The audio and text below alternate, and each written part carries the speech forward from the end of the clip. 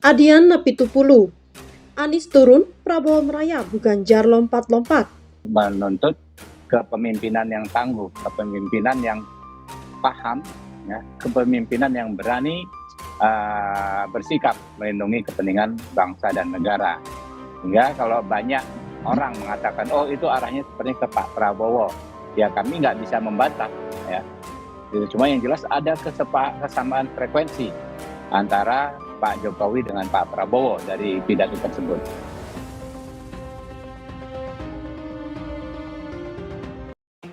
Politisi PDIP Adian Napitupulu meyakini kemenangan Ganjar Pranowo sudah di depan mata.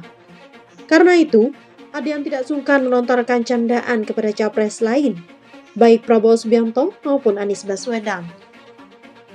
Ini merupakan kesekian kalinya Adian menyentil Prabowo dan Anies dalam beberapa diskusi dan rilis survei.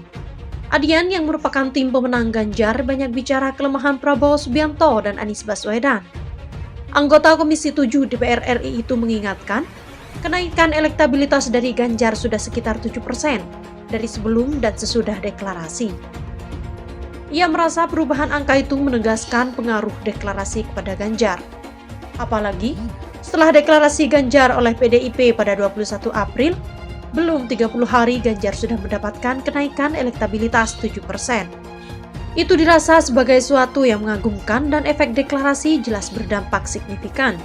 Selain itu, ia mengingatkan, setelah deklarasi sampai sekarang belum seluruh mesin partai digerakkan, sedangkan pesaing Ganjar baik Prabowo maupun Anies sudah mendeklarasikan diri sebagai capres sejak beberapa bulan lalu. Selisih 0,4% Ganjar dan Prabowo masih dalam rentang margin of error. Dia bisa ke atas, dia bisa ke bawah. Artinya, tidak ada yang perlu dibanggakan Gerindra terkait selisih 0,4% ini, kata Adian pada Kamis 18 Mei. Jokowi menangkan Ganjar. Adian mengaku bingung, dalam 20 hari saja elektabilitas Ganjar sudah bisa naik 7% dan Prabowo cuma 2%. Belum lagi jika menghitung dukungan relawan-relawan yang sudah mulai terbangun. Terkait dukungan dari Presiden Jokowi, ia merasa itu tidak perlu lagi diperdebatkan.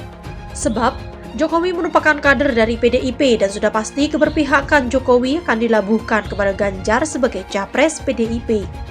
Menurut Adian, tidak perlu kita memancing Presiden Jokowi untuk keluar dari netralisasinya sebagai kepala negara dan kepala pemerintahan. Tapi, ia meyakini sebagai kader PDIP, Jokowi jelas akan memenangkan Ganjar. Sebagai kader partai yang sudah teruji di 3 pemilu, Pilkada DKI, Pilpres 2014, dan Pilpres 2019, kita percaya Jokowi tidak akan melupakan peran besar partai untuk memenangkan dia 3 kali berturut-turut.